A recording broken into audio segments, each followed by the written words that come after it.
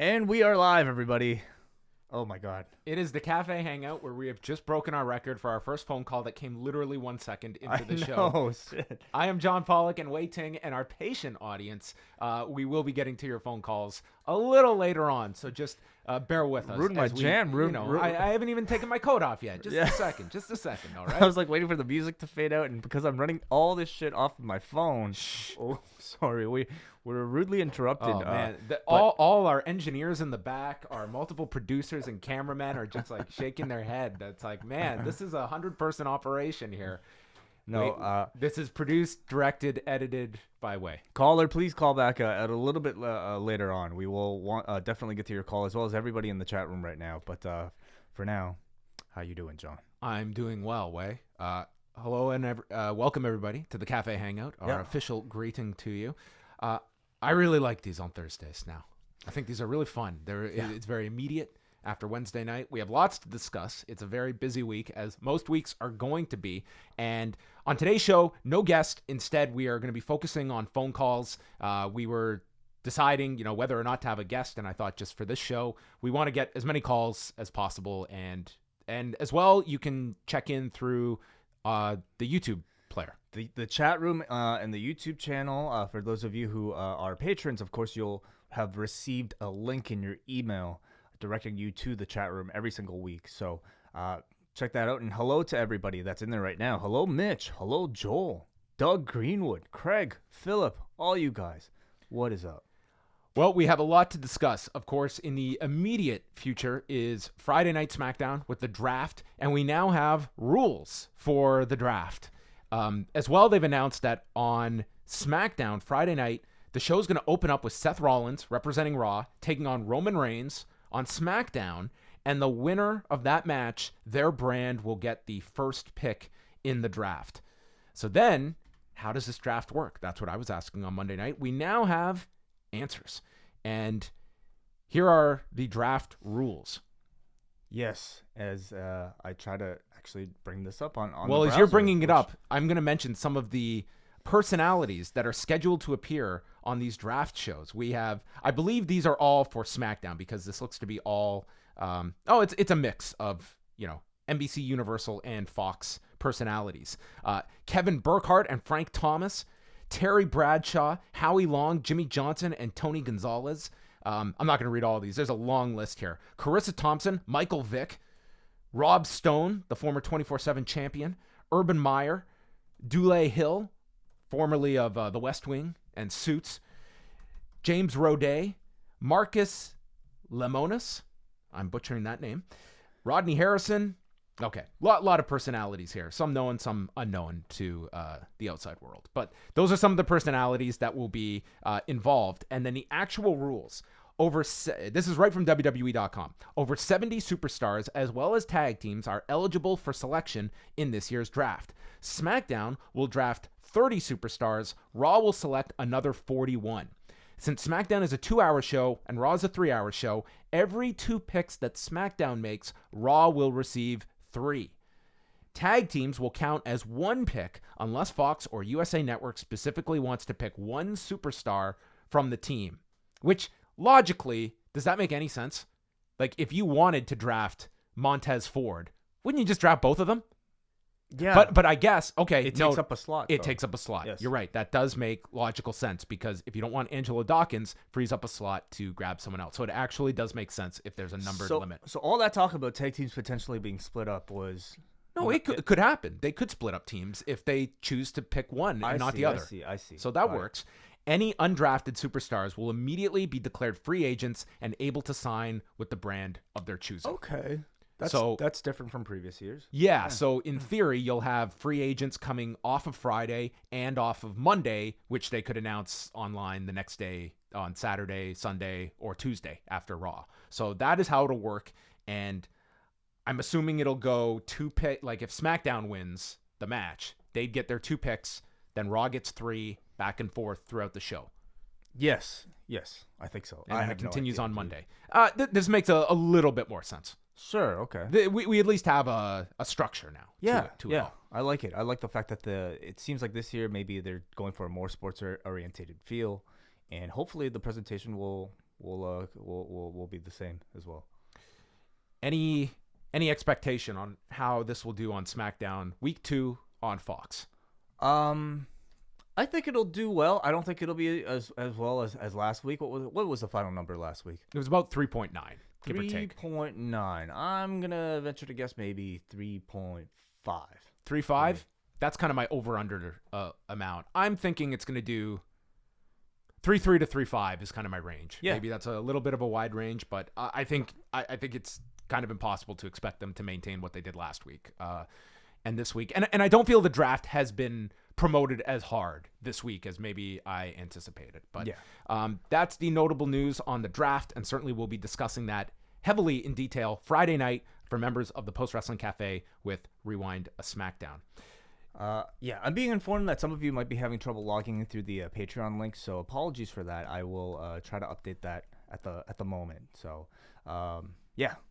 Do you want to chat a bit about NXT, or do you want me to go into it? Why don't you tell us your thoughts first, John? Okay, so NXT on Wednesday night, it was our second head-to-head week, and I thought that throughout the week, this was a show that was not promoted as heavily as you would think coming off of last week's outcome. It felt to me like a show that they went out, there were some hot matches on the show. You could certainly argue Walter and Kushida was the best match on either program, but I really felt this week like this is the show that is clearly playing catch up to AEW that came out with all of the buzz last week, and NXT is in the spot at the moment where they feel like they are now trying to catch up to them.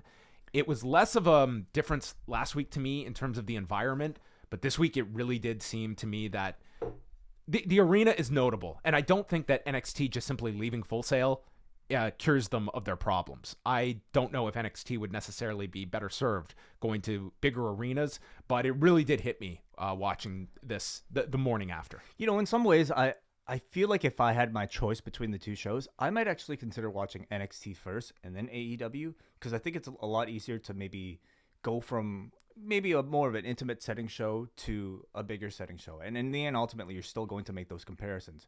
But I think going from like the grandeur of like, you know, a full arena that we see in AEW to maybe a more intimate setting, you can't help but like notice those differences even more.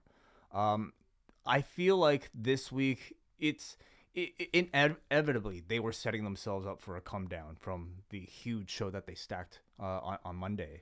So to me, this felt. You mean last Wednesday's NXT? Yeah, sorry, last Wednesday's NXT. Sorry about that. Yeah, but you know, I feel like this felt like a show that was a lot more reminiscent of the NXT of old.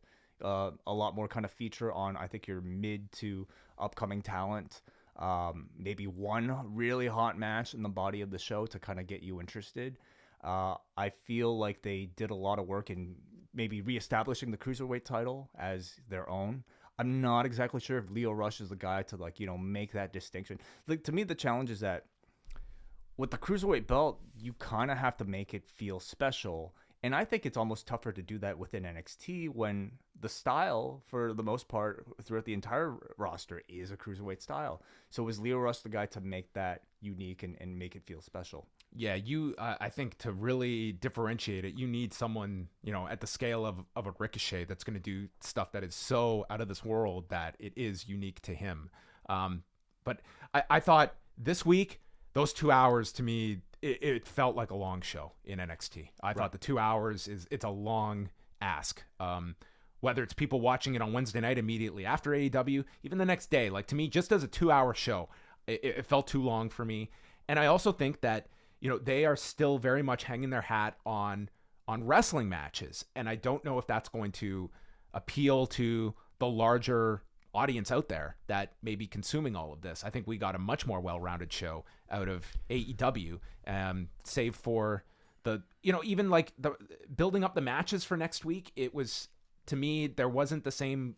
I feel they're appealing to the same audience that was watching this to begin with. And it wasn't necessary. I don't think you're expanding your base if it was people that were just sampling last week and maybe tuned back in this week. It just felt like a very clear distinction of which was the superior show on Wednesday night. Yeah. That said, though, my favorite match of the night across both shows was Walter versus Kushida. Yeah, it was a great match. For my own personal preference, I liked it more than the my favorite match on AEW, which was the Bucks versus Private Party. I still have to pinch myself sometimes to realize that like we got Walter versus Kushida on a main event on USA television. Isn't that crazy? They also, did some promotion of Finn Balor coming back next week. I feel like they really should have hit home the fact that Tommaso Ciampa was having his return match next week as well. They saved that for the very end. They saved it for the end. They did announce for next week Ciampa versus Angel Garza, which was set up backstage. The rematch between Keith Lee and Dominik Dijakovic that they're pushing as the rubber match. Pete Dunne versus Damian Priest that was set up last week. And Tegan Nox in action as well, coming back from her injury. As well, 2 weeks from now, Roderick Strong, Velveteen Dream for the North American title, where we were wondering what will be the first go-to WWE trope. Will they try and get out of the arena? Will they do surprise appearances, or will they go to Photoshop? They surprised us with Photoshop. A way more, I would say, PG-13 Photoshop than you typically Yes, get. Roderick Strong lost his penis. Yes. Maybe I don't know if it's the type of level of I would say like risque or edginess that I really care to see in my professional wrestling, but nonetheless I think drawing a very clear line about the type of humor that ultimately I feel was more effective than what the equivalent you would typically see of something like this on Raw, which would be like, I don't know, maybe like Roderick Strong's face on like a really old lady. How about the double entendres from Beth Phoenix during Breezango's entrance as she's talking about all these construction references, including cleaning out her pipes, to which Morrow responded, "Does someone need a cold shower? I'm getting Adams on line 1." So we had that as well. Yeah.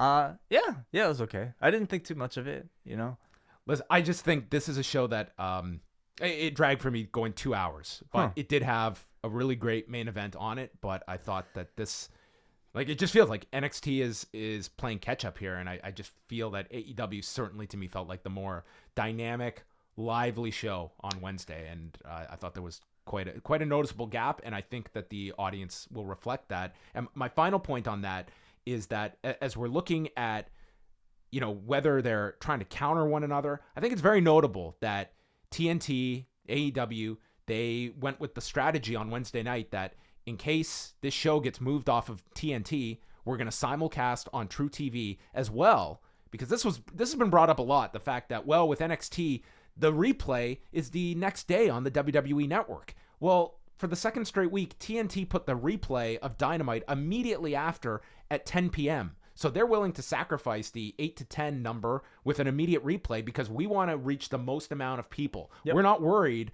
about that maybe siphoning off the audience to go to NXT from 8 till 10. So to me, AEW and TNT have put themselves at the disadvantage if you're torn between both shows. They've given you the option. You can watch our show at 10 right after NXT. And I think that's very notable that they're playing the game of we want to attract the most people possible and not worry about head-to-head stuff, at least to that degree where we're potentially hurting ourselves. Yeah, and I think WWE should be very much in that position as well, though they do have, I guess, the added benefit of, having an established brand through years of, like, having NXT on the network. It's a different game, I would say, for them because they have to ensure that the network audience is satisfied while making sure the USA executives are satisfied as well. I feel like this was a week where you saw them maybe perhaps more stay the course and not make a show that was, trying to counter anything AEW was doing, which I think is ultimately going to work out. To me, like, it's not a done game. Like, it's not a first round KO at all. To me, it was like a 10-8 round in the first round, but it still can be very much a fight. NXT, I don't think it'll take a lot for them to, like, catch fire with a great storyline, like you saw with, like, something with, like, Johnny Gargano and Tommaso Ciampa, or, like, some of the brilliance that they did over the past years with, like, Aleister Black. I don't think it'll take a lot to catch that. Now, what they can't really compete with, of course, is the atmosphere. There's still a great deal of luster and I think, like, curiosity about what AEW is, what it looks like, that ultimately, to me, I feel will, basically, like, go away eventually. And all that you'll be left with in the end is how big are your stars, how good are your storylines, how good is your wrestling. So I think, 3 months, 4 months down the line, if NXT stays the course, I think there's still a very good chance that we're going to get a really good fight between the two.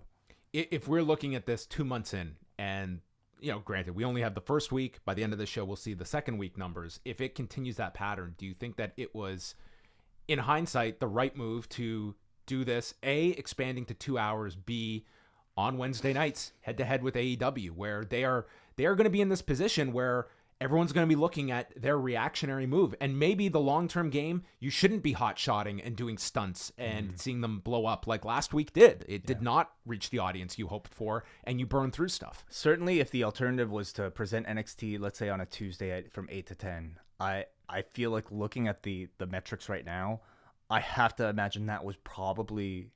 In my opinion, I think moving it to Tuesday to stay away from any AEW comparisons would have been maybe a better call. At the same time, though, is NXT the only thing keeping AEW from reaching an even higher number that advertisers will look at as rivaling Raw, or maybe not SmackDown, but at the very least, like, wow, what's this product on Wednesdays that's doing as good or better numbers than WWE is? Yeah, I mean, so far, like the head-to-head, I think it's legitimized AEW to everyone. Yes. And I go back to when Impact went against Raw, and that first week you did see them, they had Bret Hart on, which I feel was something they would have done regardless when they finally got the deal together with Bret. The following week they had Mike Tyson on as a guest GM, but largely Raw did not adjust much. And I think they, even with that big number the first week, and slowly they just kept the course, and Impact's audience diminished. And it could be a case of whether they believe this is going to be a long-term staying effect for AEW or just the novelty of being new. But I feel like AEW, like they found their audience, and that's their audience to lose if they run them off, which, I mean, week 2, I thought was a really strong follow-up to week 1, but we'll see. You've heard our thoughts. Let's go to some of yours. Let's go to our first call. Ooh, a lot of... Maybe someone on a motorcycle. Yeah. Maybe one of the Forgotten Sons is calling in. Caller, you're on the air. What's up? Hello? Hi there. Yeah, you have a terrible phone line, but we want to try to hear your thoughts anyway. What's going on? Hi, it's Jamie from the Royal Livingston Spa. I'm outside. Sorry about the bad line. I guess wondering with the draft, what do you think WWE needs to do to kind of shake up the women's division? It feels like a very untapped asset this year, and it feels like it's become very centralized around the horsewomen. Where do you think they should go from there?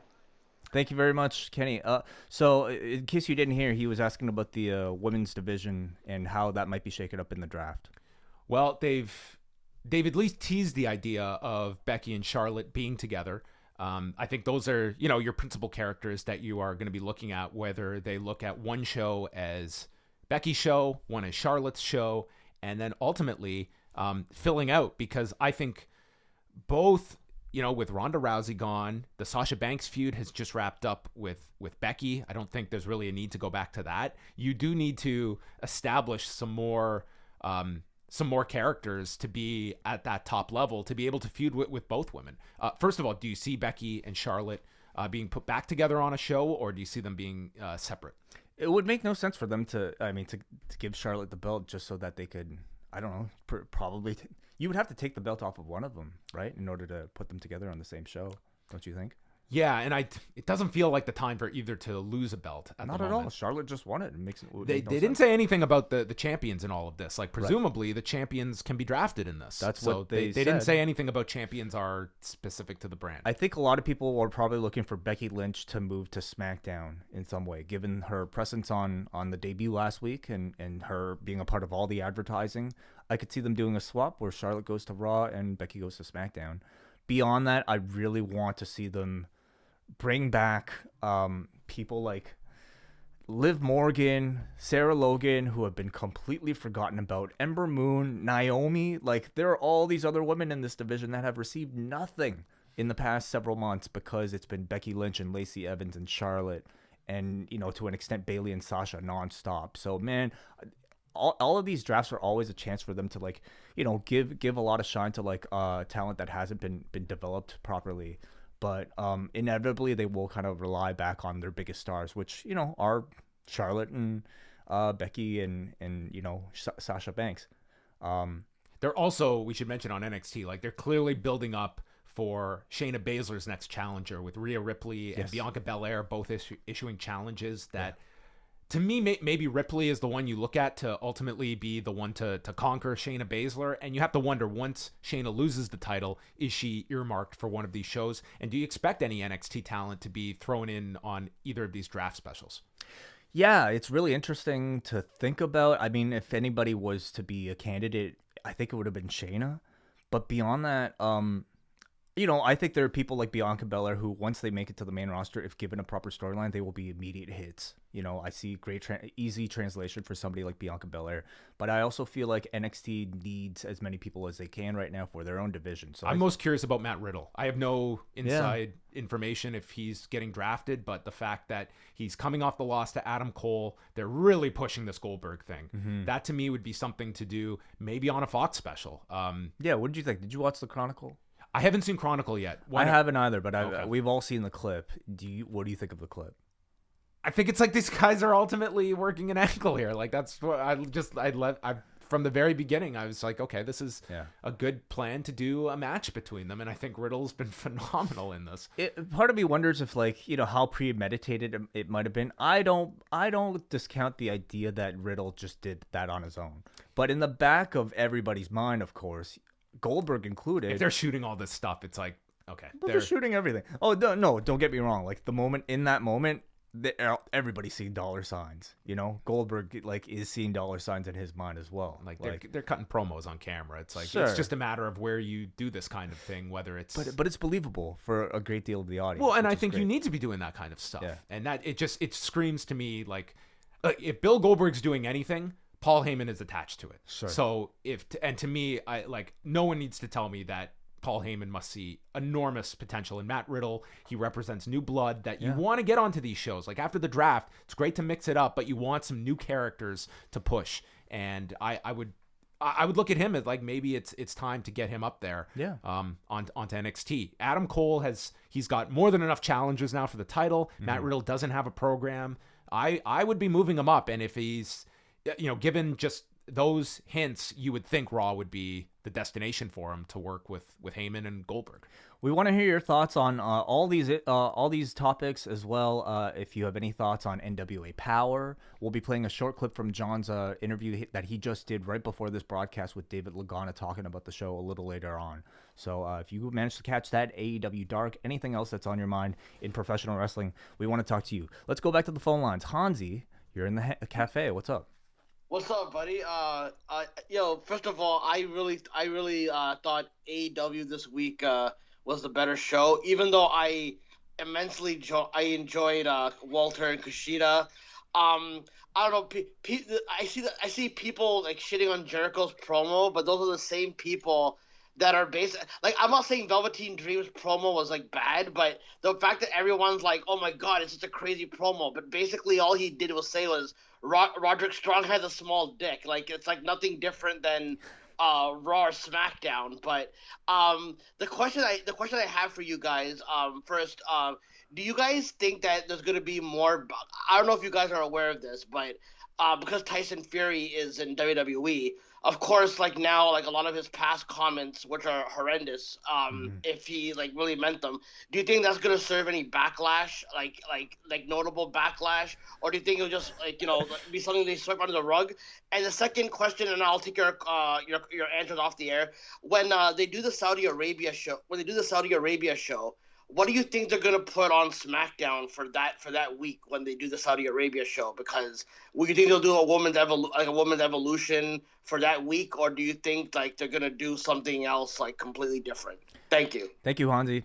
When they first announced it, I mean, that was the idea I had, was do your Evolution show on Fox. The fact that you have just separated the rosters, I don't know if you want to just then throw, because you'd need everyone to be on that one show. Mm-hmm. But the plan is like they're doing a live SmackDown Friday night, and I would imagine, I think it's going to be pretty tough to get from Saudi Arabia, from a Thursday night in Saudi Arabia to, I believe it's Newark, New Jersey on Friday night. That's going to be a horrendous period, but I imagine they're going to try and get the SmackDown talent as much as possible to that SmackDown show. Or book Crown Jewel omitting a great deal of your top stars. You could do that as well. When you look at it, Brock and Cain Velasquez are not going to be on SmackDown the next day. Yeah. Tyson Fury and Braun Strowman probably don't need to be at SmackDown. And then it comes down to the Team Flair, Team Hogan teams that maybe you load up on Raw talent, but there's going to have to be some that it's going to be a select few that you want to get onto both shows.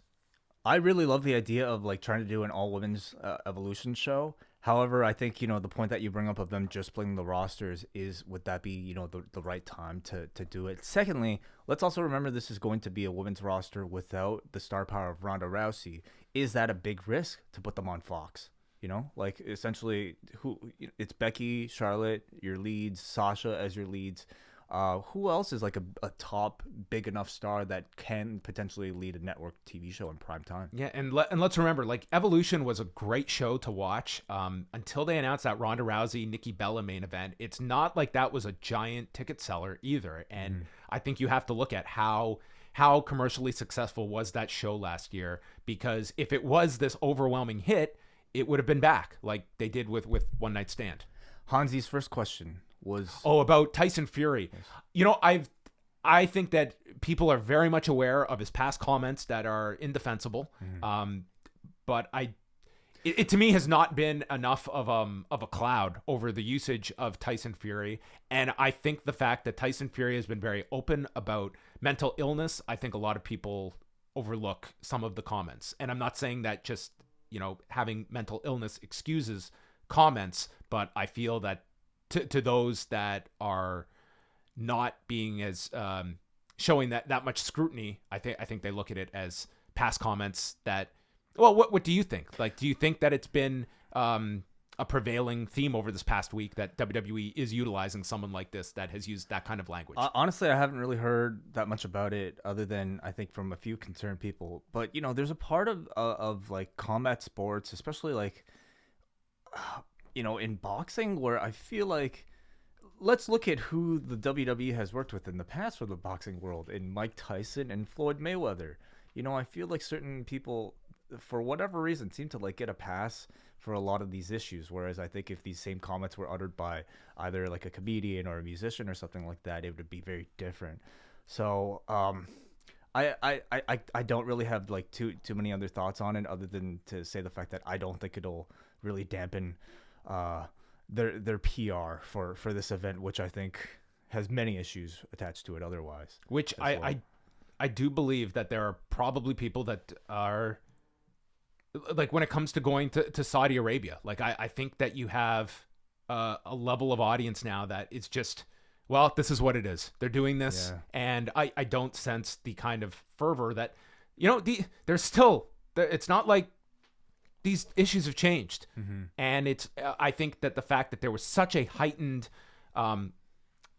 distaste in people's mouth because of Jamal Khashoggi, that you don't have that pressing, smoking gun this year, even though there are many larger problems, attached to it. It's like the crisis in Yemen. Like we can go on and on. Changed. None of that has changed. No. And it just seems that, well, we've gone through the worst of it, and now people just kind of shrug their shoulders. They know there's problems with it, but have kind of resigned the fact that this is a 10-year deal. And I think it is important to talk about this, and whether you feel right in supporting these shows and voting with your dollars of what the WWE is clearly comfortable going ahead with. 100%. Let's go back to the phone lines. Caller, you're in the cafe. What's up? Hello. Hi. Who's this? Hi. It's Katie from Hamilton. Hello, Katie. Hey, what's up? Well, I was just doing a Bob Ross painting and thought I would join the cafe. Wonderful. Oh, wow. What a great companion piece to go with the cafe hangout. We'd love to see it. What are you painting? Mountains with like a little water in front. Classic Bob Ross. Wow. Well, your artistic taste greatly exceeds ours. So thank you so much for the call. What did you want to chat about today, Katie? I just wanted to mention that after watching AEW and NXT and SmackDown, that I thought actually NWA really impressed me a lot. It's actually kind of my favorite show after watching all of them, because I really love, I'm more of a modern wrestling fan around 2007. And so I really love going back and watching the 80s stuff. Don't know why, just love it. So I love the presentation. And I thought AEW actually did a really good job this week. I thought week 2 was much better and really encouraged me to continue watching it. I thought the NWA did better, though, with setting up who everyone was and creating promos, packages for them that made them all very interesting and explained who they were. We got to see little match clippets on their YouTube that let us show like finishers and moves and stuff, so that we got to get excited for everybody. Yeah, thank you very much, Katie, for the call and great points. We'll answer your question off the air or comments off the air. Yeah, NWA Power, like, incredible reception that I don't think anybody would have expected. No, way beyond what I was anticipating. Like, I was looking forward to watching what this show would be. We talked about it last week. I think the fact that those set photos got out, I think that grabbed a lot of people. Like, this looks cool. I want to check this out. It's the reason I watched Tuesday night as opposed to just waiting later in the week. I wanted to see this, and I never could have imagined like the level of reception it's gotten. Like, this thing is over on YouTube, at least 263,000 views as of Thursday afternoon. That's on top of whatever they did on Facebook, and it just seems like it is spread across to everyone, and I have seen minimal complaints about this show. I can definitely say, like, I personally didn't expect the level of like craving for that style of professional wrestling. You know, so much of, I think, what we talk about every week is, oh, did you see this amazing high-flying cruiserweight match, or this like crazy hardcore match, or like, you know, like whatever, right? Like, no, this week, dude, did you hear Tim Storm shout out his mother? She's 93. But you know, the amount, the appetite that seemingly exists for just like bare bones, old school professional wrestling, Southern style professional wrestling, is very much there, and I think they really struck gold with like what they're seeming to offer. I do feel like maybe things are getting a little bit overblown because it's only been one episode, but the potential is so great. Just it did a great job week one to grab you. I don't think you can just simply. And I don't think they want to just be known as, well, we're the nostalgia product. Yeah. Like, to me, the set and the throwback, that needs to be an accent to the talkers and the stories that they tell that ultimately have to be the meat and potatoes of the show. But in this environment that, you know, you see that shot of David Marquez at the interview area, you want to hit that clip on Twitter if you see, like, the visual jumps out at you without having to even see anything. That gets you in through the door, but I think what keeps you sticking around is, you know, we talk about the nostalgic visual, but what the real benefit of going back to that style is the way that they produce the television. The principles of match building and payoffs. Exactly. Easy to tell stories, very simple stories, and the space for great talkers to talk on, you know, live to tape. A setting. Really hot crowds really benefited as well. So it was like 100 people. It's like getting to travel into a time machine to see what modern day wrestlers would look like in that old setting. And they picked, again, a great roster that really excels in that type of environment. And I'm especially happy because there's so many wrestlers out there who can't wrestle like Will Ospreay, who can't wrestle like Kenny Omega, but can talk like, you know, Dusty Rhodes and talk like Ric Flair, and those guys will now be able to find a home to excel in a show like NWA Power. And if you can get people to care about the winner, the loser, you're invested in the story, like that will be the match. Yes. And matches you are more invested into it, even if they're not doing triple Canadian destroyers, because you're attached to the story. Tim Storm, like in a short minute, like he managed that match got over great Yeah. in the main event, and we saw it on like an even higher scale going back to All In with Cody and Aldis. And I think the lesson of this week is what a hole there has been in large professional wrestling promotions with promos. Yes. And how people just want to hear guys that can cut promos that are not restricted. And that's an area that I don't care what WWE wants to adjust. That ain't changing anytime soon. Like, that is just, you are arrested with that system, and this is a major hole. And it's one area where you cannot say professional wrestling has gotten better in over the last 30 years. As much as the in-ring has improved, the athletes are that much more superior, but when it comes to talkers, there aren't a giant amount of them, or at least we're not exposed to guys that can go out there with limited or no restrictions and can play off a crowd and can cut promos like we saw on Tuesday and Wednesday night with Jericho. Let's go back to the phone lines, and apologies if you haven't been able to get through. We only have one line, so keep calling. We will try to make time for everybody before the end of the show. And at the end of the show, we'll hopefully have our ratings for last. Yes, last I will. show. I will keep this updated to see when the numbers come out. Caller, you are in the cafe. What's going on? Good afternoon. Oh my God! We have a record number of people in the cafe right now, and yet we still managed to have this guy stumble his way through the door and find a seat. What is up, Brandon? How are you? We're live with the Joker. Oh, what a movie, right, Way? It was incredible. Yeah, absolutely. I don't want to. What are you going to see it this weekend, John? I'm gonna see it at some point. I gotta watch Spider-Man this weekend apparently, so Yes. I don't know when I'll get to the Joker. But you guys can talk It was about it. pretty. I thought it was a pretty incredibly constructed film. How long is it? I don't even know. Like 2? it was like that type of movie where I wasn't looking at my clock or my watch at all. I think it was about 2. Hey, Brandon, I have one question for you. Okay, we had the archivist quoting my line about the Undertaker visiting Black Creek Pioneer Village, and you responded, "LOL." How did you? Do you even know what Black Creek Pioneer Village is? Because that was not a joke aimed at anyone outside of the Toronto North York area. I may have heard of it before, yeah. I just love to know my jokes are going to land with someone in New Jersey. You know, I'm starting to No suspect matter what. that Brandon doesn't actually live in New Jersey. That's a great. Maybe he actually lives a great in, theory. in Vaughan and has been pretending to be from New Jersey this whole time. Yeah, I don't believe anything that comes out of his mouth. Yeah. What do you call me, a charlatan? Like Brad Shepard? Okay. Do you have any questions? Yes, I did. I have a couple questions. I'll get out the cafe.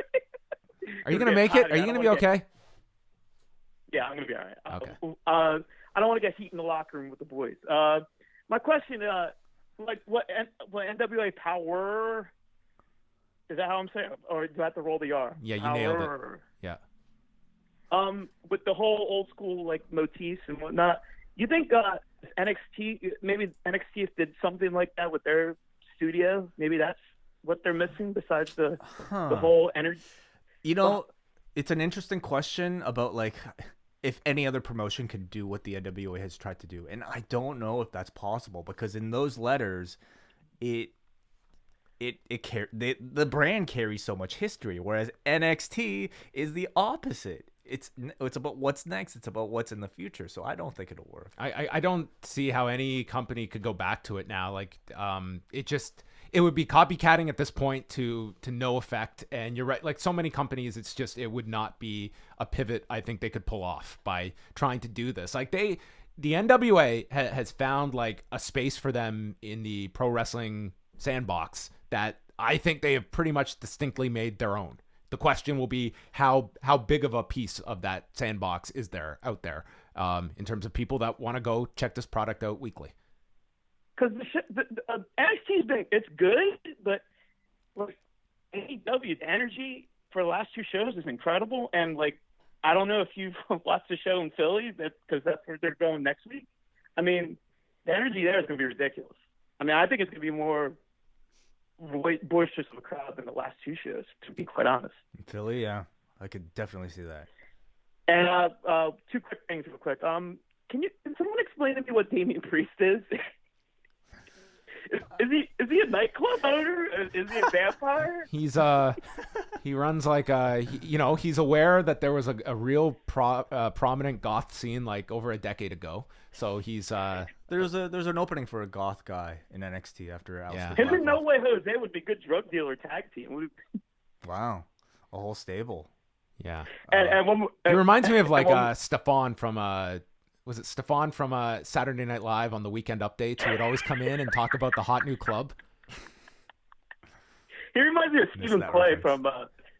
He reminds me of Stephen Clay from the old General Hospital soap opera. And one more thing, separation at birth. Never mind. One more thing, separation at birth. Braden Harrington and Eddie Kingston. I'm out here. Peace. I don't see it at all, but okay. Thank you, Brandon. Not the craziest comparison in the world. What? Oh my goodness. Brandon from New Jersey. There's only one. Thankfully. Thank you very much, Brandon, for the call. Do you want to just continue with the calls here? Yeah. Phone lines are open right now, everybody, so get your calls in.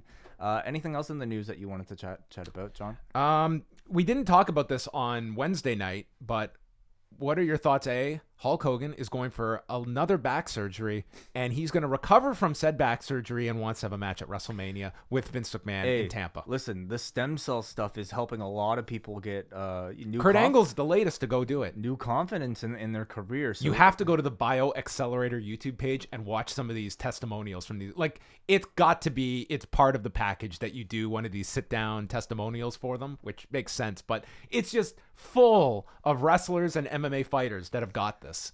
And I mean, they rave about it. Like, I'm assuming it's really helping them. I really don't know what type of back surgery Hogan's going to go for, but I mean, I don't know if there's any surgery that'll exist that'll make that. This is number like match 8 or 9 for him, something like that.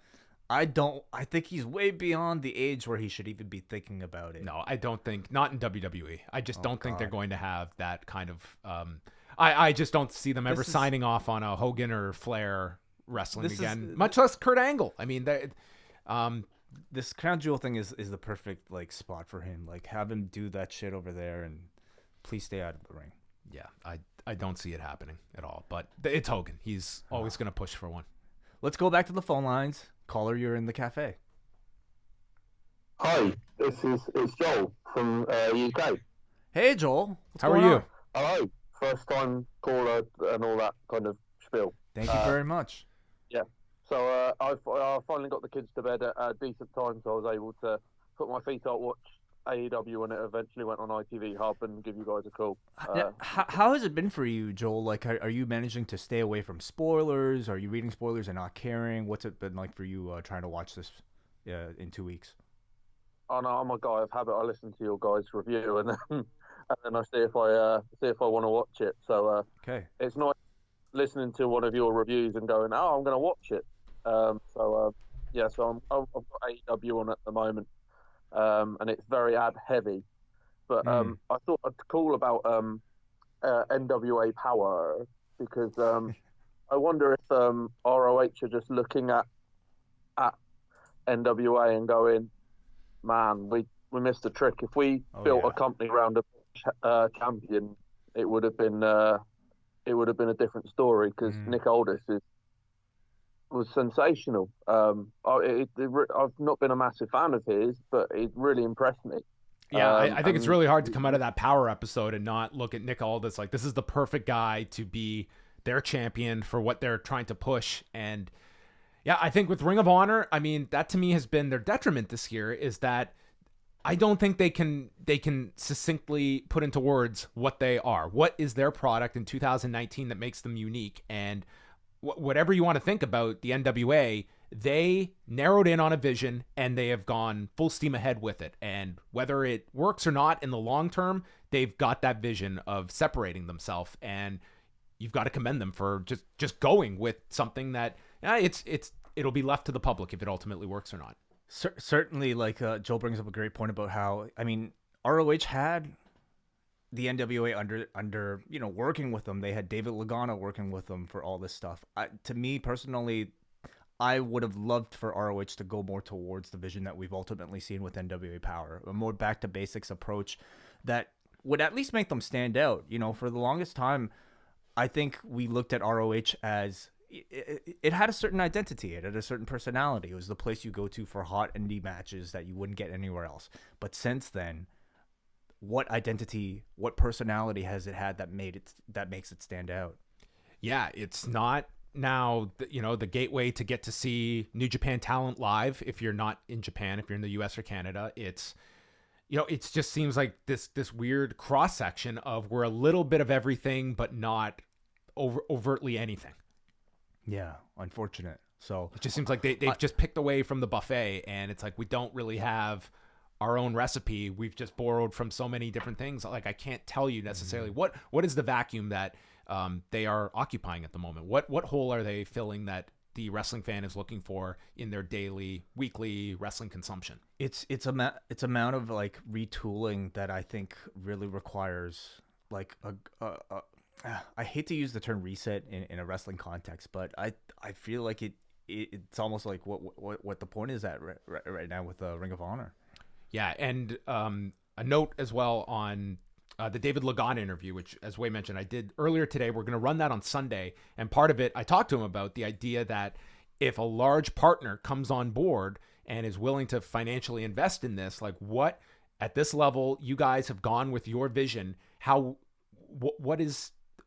important is it to be able to maintain that vision? Because as you bring on partners, vision and your own ideas, that's where compromises have to take place when you take on those partners. And it's something that ultimately ROH and NWA stopped working over. So when you get those many people and you have large amounts of money potentially in the mix, then you've got to make compromises. I mean, if you and I were swallowed up by some big site that wanted to like run things, we'd be giving up a lot of creativity. And it's something I would not want to compromise on, but ultimately that's something that you have to negotiate. Let's go back to the phone lines. Caller, you're welcome. Welcome to the cafe. Hey, how's it going, guys? I don't want to be too negative on NXT, but I feel like, I don't know, with the whole NXT and AEW thing, I feel like the problem that NXT has is that there's like no stakes attached to anything. Like, I've seen all of these guys, Ricochet, Bobby Roode, Shinsuke Nakamura, all go to the main roster, and ultimately, like, that should be the final destination, and anything that happens in NXT, I can't get that invested into it because I've seen all these guys go to the main roster and they get so undermined. I know they want to make it its own thing or whatever, but I just can't invest into it, whereas AEW, you have all these fresh characters, and it seems important enough where that is the final destination. That world title is something that's attainable, where I'm just, I can't get into Adam Cole because he's going to go to the main roster at some point, you would think, and he's just going to be another guy because I've seen it so much in the past. And even like Finn Balor coming back, he lost a bunch of matches on the main roster and then got demoted to NXT. So I know I'm being a little negative, but if you guys could speak on that a little bit, I'd like to hear where you guys are coming from.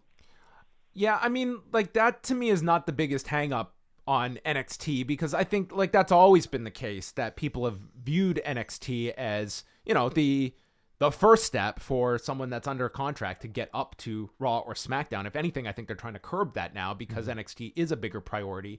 And NXT has been able to build their reputation off hot matches, pretty good storytelling. I think that, you don't get stuff that just gets dropped out of nowhere, or we're going to change our mind at the last minute on something. It's like you get pretty cohesive storylines. And to me, the greatest sleight of hand has been the WWE able to create this offshoot, cool sub-brand to them that didn't feel distinctly WWE.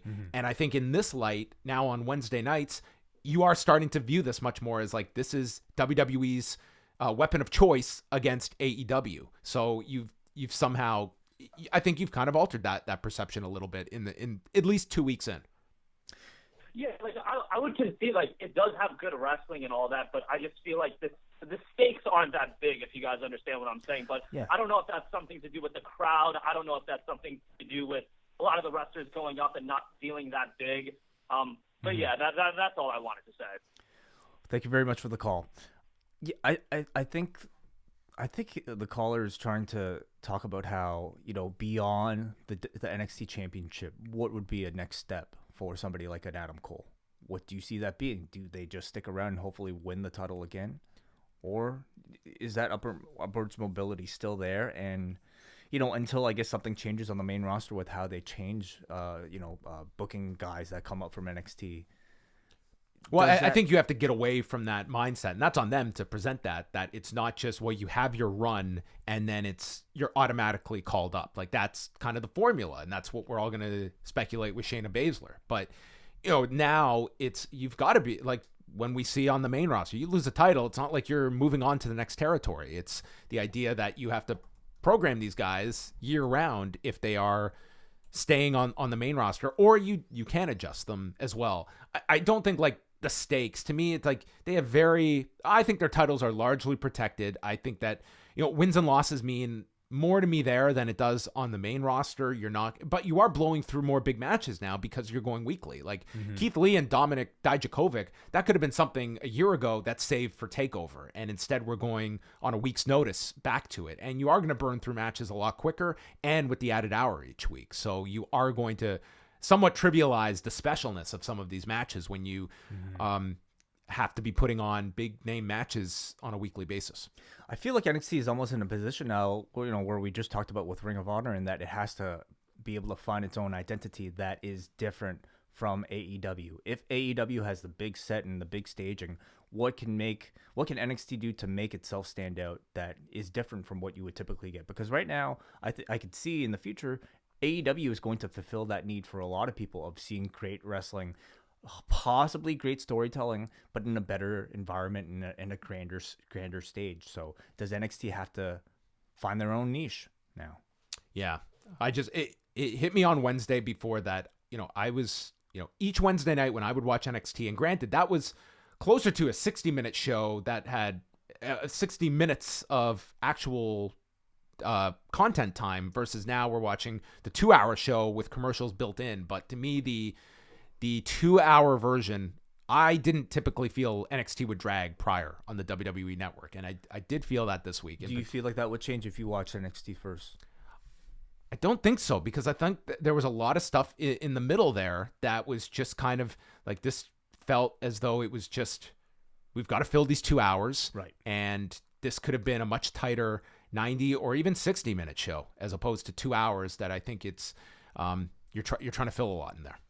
At this point, shall we maybe play your clip with David Lagana? Sure. So a number of weeks ago, SE Scoops had actually reported that there had been talks involving the NWA and the WWE to potentially put the show that you saw on Tuesday night onto the network. So I asked David Lagana about the likelihood of this, how close things got, and he explained the talks that went down and kind of where things are when it comes to further distribution beyond just YouTube and Facebook.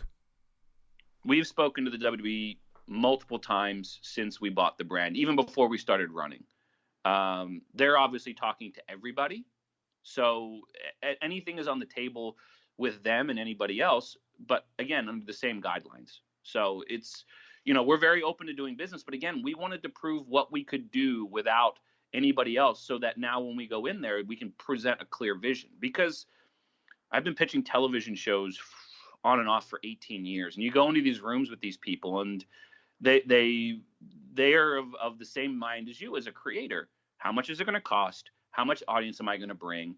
And when you aren't up in WWE was able to get their giant television deal based on numbers, what they're able to bring and analytics, and your deals are based on what you bring to the table. So for us, that's how we wanted to prove the point, and for us to get the numbers we got in one day really showed the potential. And I think and I think there's a lot of curiosity factor on any new shows. I'm sure the first week numbers for The Masked Singer were probably really strong, and then the quality of the show, I think, determines if people will come back. And I think the word of mouth coming out of this show and the emotion it hit really, I think, gives it a very long tail build moving forward. So that was David Lagana, Vice President of the NWA. That entire interview, it's about 45 minutes, and that will be up Sunday at postwrestling.com, and will be on our free feed, so everybody can check that out. A lot of great insight into what went into the first episode, a lot about into the concept, who was responsible for the set design and other locations they had scouted, and long-term plans they have as well, knowing that, they are really essentially just banking on this being a viable concept in the long term that they do have a vision for as well. So a lot of interesting notes about the first episode. I've heard some reports that the second week the second set of tapings are even better than the first. So I'm really excited to see him. Yeah. I did ask him about when he sits down to start work on the second episode, and he was planning to do that today on Thursday. So that's kind of the lead time that they have to plan the follow-up, which I think they'll have a healthy retention next week. I don't know if you can expect this level, but I think that first show for 60 minutes, which I think is a good length time as we're talking about length of shows, for people to sample next week of what the follow-up is like. From one TV producer, we go to another in our weekly conversation with Tony Kane. Tony Kane, welcome back to the Café, everybody. I'm back, lads. Thanks for having me. It's been a busy week again, but I'll always make time for my boys. Yeah, this is your one-stop shop every week, Tony Kane. Yeah, the inside scoop. What did you want to chat about this week, Tony? Kind of mainly calling this seat. About Power. And that was the thing that really kind of caught my eye this week. This is amazing how much feedback we're getting on Power, of all things, this week. But that's very telling. Go ahead, Tony. Yeah, and I was shocked just because, sorry, excuse me, didn't have much experience watching that style of studio wrestling before. Like, kind of grown up in the early 90s watching mainly WWF stuff. But I just thought it was kind of funny that it reminded me so much of what was the thing WWE put out a while ago, the Southpaw regional wrestling. Absolutely, yes. I got a kind of a feeling of that about it, and I thought, there was an ad for some wrestling school kind of early on. Yeah, Yes, that was so great. We never talked about that. That commercial was amazing. But I thought like that was so on the nose and being very funny and kind of playing into the 80s throwback thing.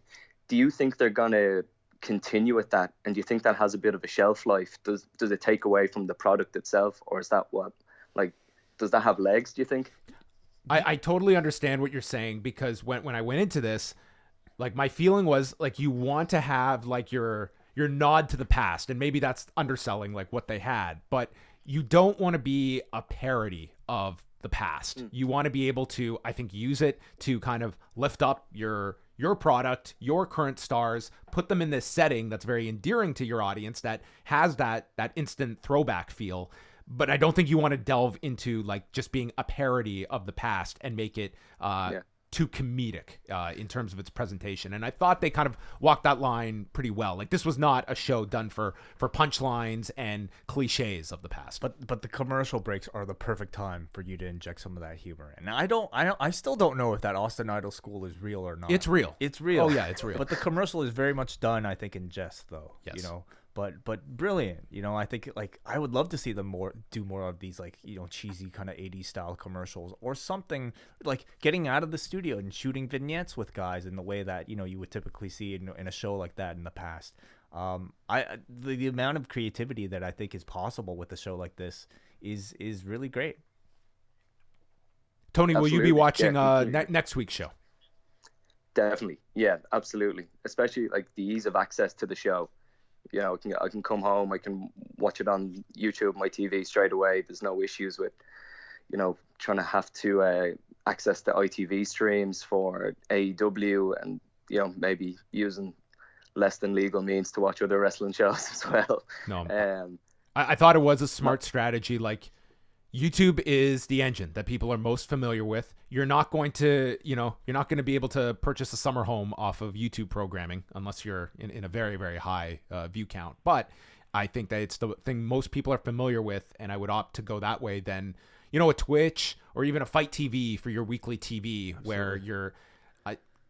I don't use a whole lot of Twitch, even for wrestling stuff. And with Fight TV, if it's a big event, sure. But for your weekly TV, I think that's a tough ask for people. That YouTube is the easiest go-to method for most people. And you look at the views that they were able to, I don't think they would be able to get that level of views on any other platform than YouTube. Yeah.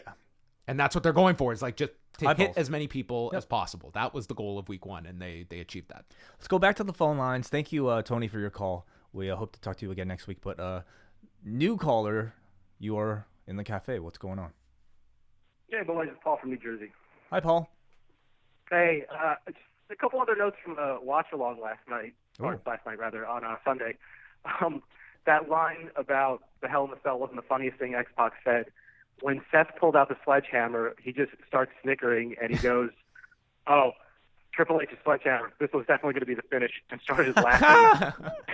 I want Sean Waltman to be on all of these. He was. I only saw 5 minutes of that watch along, but he was the star of that show. He was amazing. But the reason I bring that up is also before him, Cesaro was on, and I mean, he was basically cutting a shoot promo. I mean, you could imagine the guy seems pretty frustrated with WWE right now. And I was going to ask, after the draft, like, I know Wai, you guys are talking about like who we could see, kind of get built up. Do you think there's any chance after this draft, do you think he can ascend to a main event role, or is he just where he is? I think he is where he is. As unfortunate as that is to say, I just think he's got the factor, I think, working against him. It's twofold. Like, it's age, which I would disagree with, and I think that people have just seen him in that role for so long. Unfortunately, people in positions of power that have seen him as this guy that's been at that level since 2012. He's been on the main roster. That's a long time. And I have zero doubt in the world that if that guy left WWE, he would tear it up wherever he goes. And I would 100% believe that this guy, look at the shape this guy is in, Like, I have no doubt that this guy has no signs of breaking down, that he still has quality years left in him, but I just feel he has been cast in this spot, and I just don't see him ascending out of it, much less with those capris on, where it's tough for upward mobility. Okay, let's say he goes to NXT. Do you see it being any different? Better than his spot now. Sure. At this stage of your career, do you want to be going? It depends. Do you want career fulfillment, or do you want to be, potentially leaving the money on the table that a main roster position comes with? There certainly is, I think, the constant criticism of maybe his inability to cut a promo or sound like a top star, and maybe that's valid, but I don't know if it is when you consider the fact that I think if he was in any other company, he would still be perceived as a great, like, is Brock Lesnar really a top star? Yes, it's Brock Lesnar, but like, he's a man who, doesn't have to cut promos all the time and is strictly perceived as a physical threat. And I think Cesaro could very much be positioned as the same, but he's not in an environment that is conducive to that for a guy who's not a super heavyweight. I feel like WWE is probably full of great talkers that we are just do not get to see and are not put in situations where that is a strength that they get to really flex that muscle. I would say Kevin Owens is only scratching the surface of what that guy is capable of. That guy is maybe one of the best improvisers I have seen in match situations and on the microphone. That, he's a good talker in WWE, but I think he would be that much better just simply in other environments. And I think we have seen enough of guys that have succeeded elsewhere, and also talent that can get over without being the best of talkers as well. Mm-hmm. Any other thoughts, caller? I really think what you guys hit on was correct, and also with the accent, I think that's my worry about. And of course, Cesaro speaks better English, but I feel like this guy Andrade is a complete star, and I just feel like the option is, well, he doesn't speak American, so I don't know if we can push him, and I just hope that's not the case, because anytime any wrestler on the card brings him up, they have nothing but glowing things to say about him, and they say that he's the talented guy ever. So I hope that isn't something that affects Andrade the same way I think it's affecting Cesaro. But yeah, hey, thanks for taking my call, guys. Thanks as always, Paul. Thanks, Paul. We appreciate the comments. We are still awaiting the numbers to come down. It's just after 4 p.m., so they should be coming down probably in the next 10 minutes or so. We will see. Do you have any expectation? AEW is kind of a hard one because we don't know what the audience is going to be like split over the two networks. But for NXT, compared to last week, do you see them being... I think it's going to be really hard for them to maintain what they had last week. I mean, AEW is a tough one, but I also feel like most people are probably not as aware of, I think, that late-breaking news as you might expect. So I think a lot of people have it instinctively, on TNT. We'll check TNT and probably stuck with You're TNT. Probably right. Yeah, I think it'd be a small number that would be on True TV. Judging by the reaction and, very informal polls just across maybe our own platforms, I sense almost everybody watched AEW first instead of NXT this week. I would imagine a lot of people who even watched NXT like last week probably watched AEW first this week. So I think the gulf will be bigger. I think AEW's number will be bigger, and I think NXT's will be smaller. Yeah. By how much is the question? According to my Twitter account, that Jericho promo was really over with people. Yeah, like Hansi mentioned somebody talking, like, people criticizing it. I personally didn't see that. I didn't see any criticism of that promo. To me, it was almost like universal praise. I think that was like, maybe if you're going to go either show, what was the highlight segment? That was it, the promo. More so than any of the matches. Yeah, it's true. I think it was just so refreshing for people to see that style of promo and truly seeing the value of a Chris Jericho. Like, if that did not cement this guy being champion as opposed to Hangman being placed in this role too early, he is your long-term project. But for now, I can't think of a better guy to have in that role than Jericho. And it's trickling down, and his group, I think they all benefited greatly. Look at the guys they got over that night of the Inner Circle, Darby Allin, Private Party. This was in 2 hours, and they did a great job. I think, Jericho, whatever he's getting paid, he demonstrated that it was more than worth it, because I think whatever you're paying him, he is the type of talent that will have his value trickle down, and he could potentially get a quarter of your roster over with him at the helm, either working with or against all these unknown guys. So all of a sudden, people like Sammy Guevara or Jake Hager, of all people, are seen in a brand new shining light because of Chris Jericho's leadership. Do you have a prediction, John, for Canadian numbers for AEW this week. I think there's a good chance it's higher this week. Last week it was 109,000. That was the average on TSN2. Without any 24 hours of promotion. Like on my guide, it wasn't even updated, so it didn't even list AEW. So I could very well see this week doing higher. Yeah, I think so too. Let's go back to the phone lines. We go to Boyd. Boyd, are you a first-time caller? Yeah, I am. How you doing, guys? Hey, Boyd, welcome. Before I start, just want to say, absolutely love the output you do. You're probably my most listened to podcasts. Oh, thank you very much. Thank you so much. Where are you calling from, Boyd? Glasgow, Scotland. Oh, awesome. Cool. So I just wanted to call in because I'd hoped to actually watch the second episode of AEW Dynamite, but as of 9 o'clock in the UK, it's still not up on ITV Hub. Oh. It was meant to be up about 2 hours ago. I watched the episode last week. I was hoping it'd be good. I'd watched some of the pay-per-views, and I'm an ex-WCW NWA guy, so real hopes that it would be closer to that style of wrestling. Having watched a couple of the pay-per-views, I was a bit off-put by some of the stuff. I'm not into the comedy stuff that had been on the kind of buy-in shows, the pre-shows.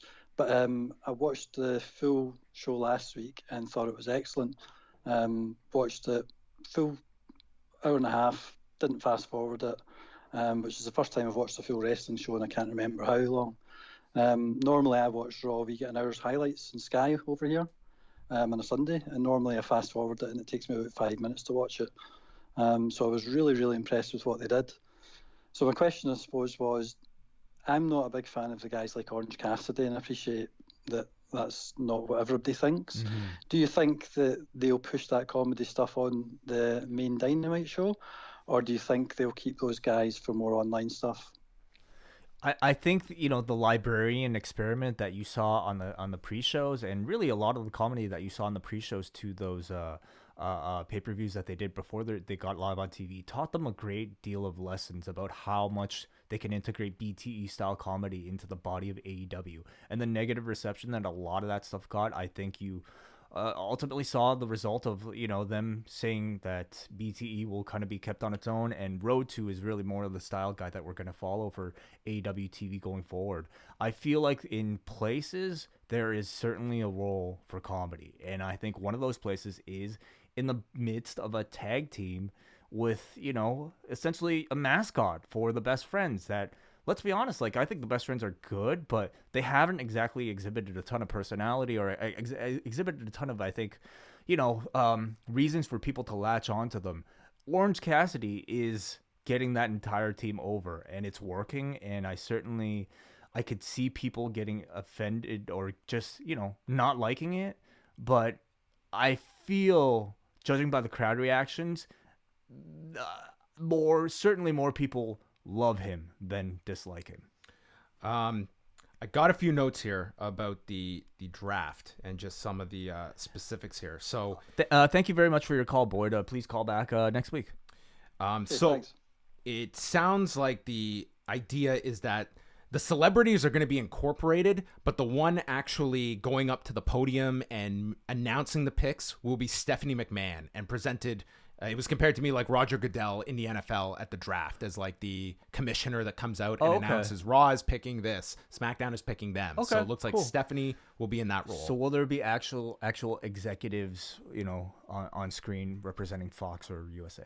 I don't think so. I think that's what you're going to get, analysis from the celebrities, and I don't know if those are taped. I don't imagine they're all going to be there live, but I think they're all going to be filming bits, like going over different strategies and analysis. I'm excited to see this like new, what sounds like more of a sports-like presentation for this draft. It sounds like, you know, at least with Fox on board, or at least having a great deal of influence, you might see a way better presentation of what the draft was than what we've seen in the past with like the randomizer or just like guys coming out for no reason.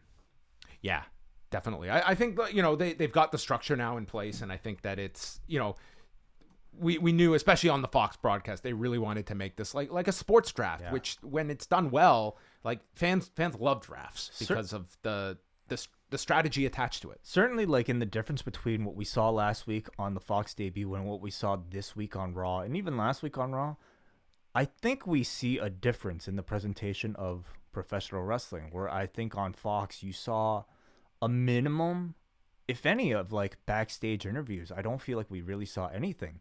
We certainly didn't see anything as ridiculous as Bobby Lashley and Lana and Rusev.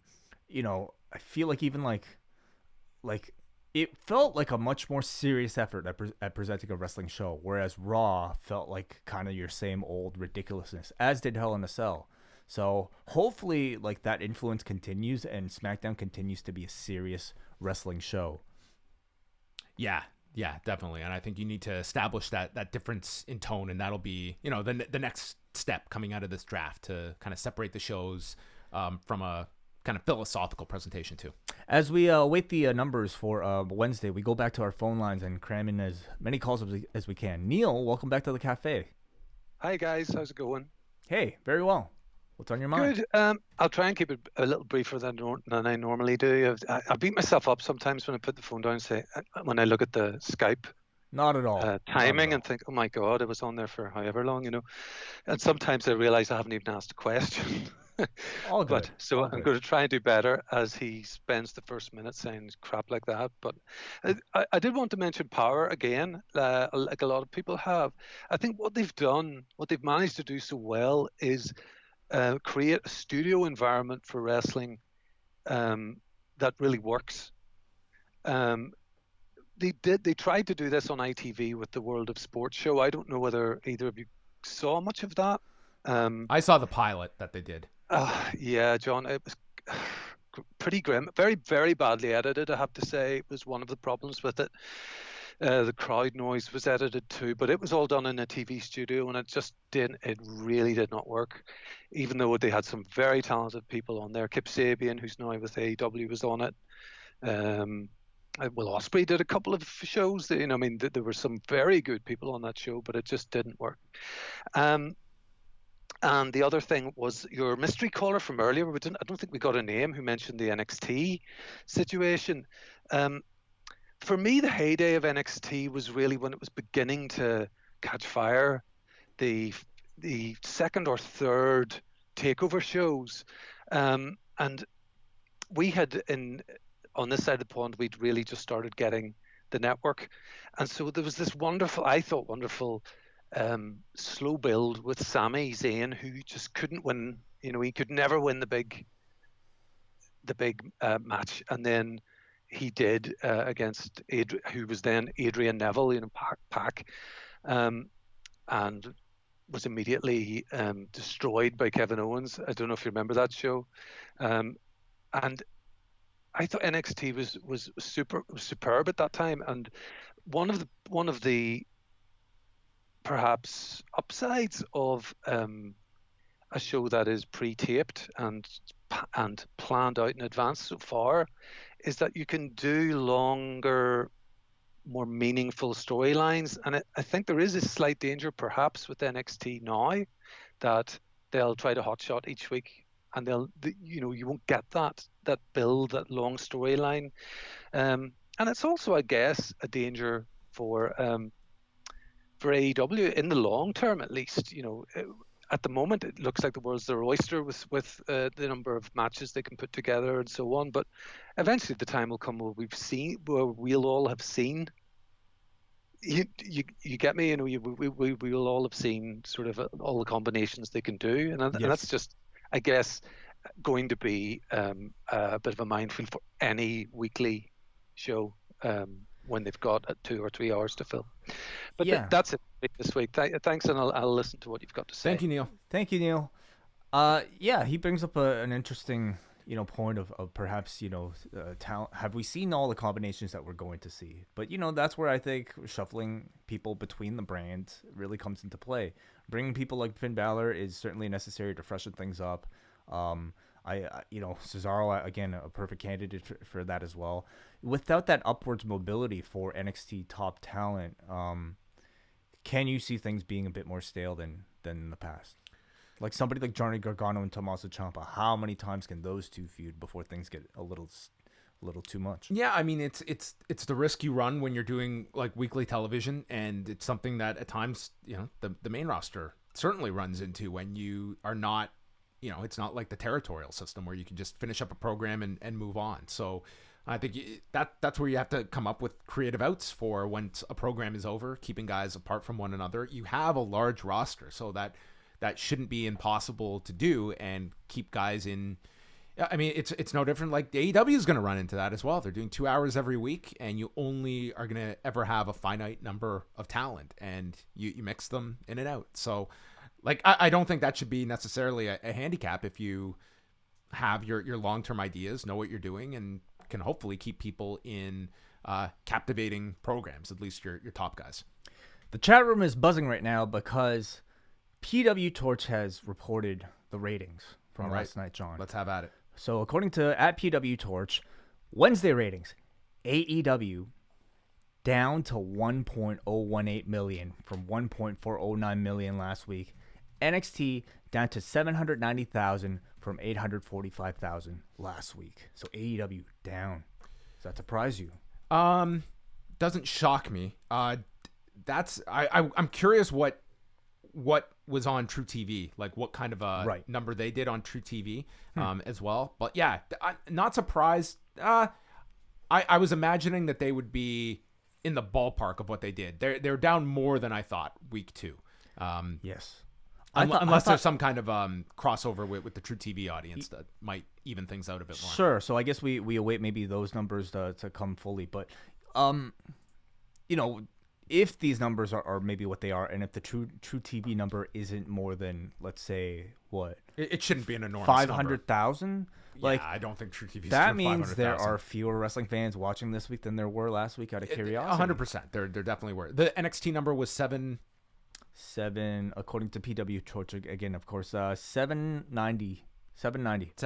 So, I mean, they're down, not by a dramatic amount. Yeah. So actually, which I think actually you take as, it's considering they threw everything at the wall last week, and you came back with like not a heavily promoted show, and it was only down like, what would you say, 80,000 viewers roughly? Yeah, something. Well, no, less than that. 55,000 viewers. So that actually has to be looked at as a win almost for NXT. So the story very different, I would say, than maybe we predicted at the start of the show. But again, maybe we try to wait. Oh, I think we have them now. Yes, we do have them. So let's go through. All right. So again, BuzzFeed Daily, everybody is where we typically go for this type of information. I'm gonna try to drag it up on the feed, the video feed as well. So, okay. So, John, as we mentioned, here we go. BuzzFeedDaily.com. We can see our Wednesday top cable ratings right here. So, as you can see, AEW is number 8 on Turner with 1.018 million. Now, I'm trying to see if True TV would even register on something like this. Yep, True TV did 122,000 viewers. Okay, so what are we looking at combined? So with the top number here, let's get an exact number here. So we got NXT as well, doing 790,000, and maybe we'll look at some of the specific demographics a little bit later on as well, as John calculates. So AEW 1,140,000.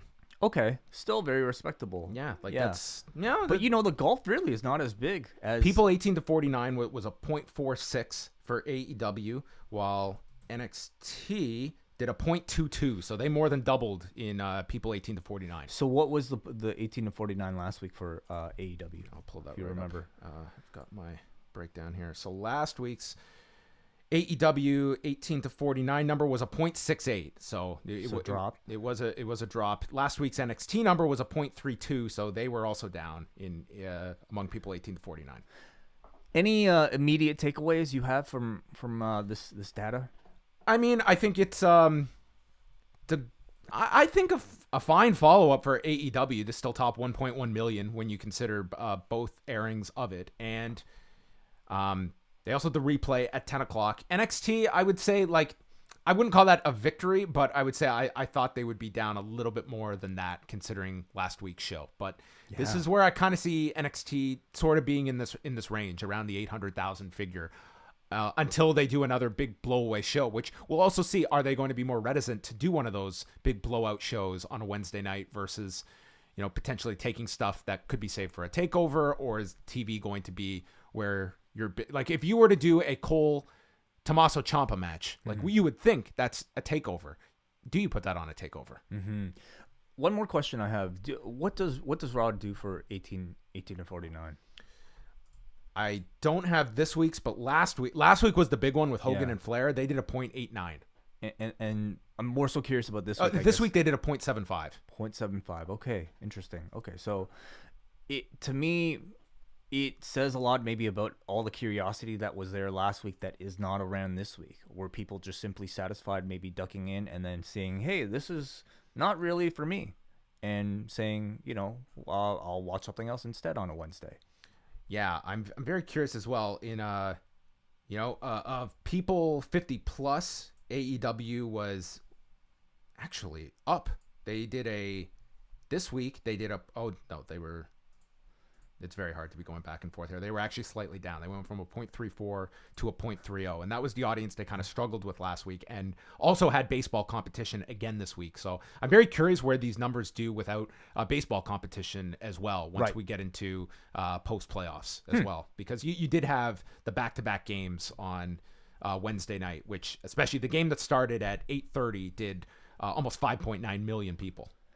Yeah, I'm sure there's going to be way more analysis about these numbers as John and other very talented reporters out there break them down, and I'm sure we'll have a lot more to be gleaned from these results in the days to come. Yes, Are we waiting on something before we close the show? I'm double checking on the Canadian number, so I don't want to say. So okay, well, we'll get them, I'm sure, on the website very shortly. If I get confirmation on that, I will certainly report it along. So there you go, everybody. That is the end of the Café Hangout. I want to thank all of you for joining us. Again, Friday night, we're back with Rewind to SmackDown if you're a member of the Post Wrestling Cafe. Saturday, WH Park returns for Post Pro Res, as we'll be chatting about all the different topics, including a preview of King of Pro Wrestling. And then Sunday, David Lagana at postwrestling.com. Go check all of that fine stuff out. Give away a round of applause for driving the ship, as always, and all of you great callers. We got a ton today. Thank you all for being there, and thank you all for being in the chat room. Again, some of the most fun. I go back and almost like reread a lot of the messages just because it's so buzzing and so lively, so full of life. Thank you all so much. You look wonderful. Take care. Have a great time. Goodbye.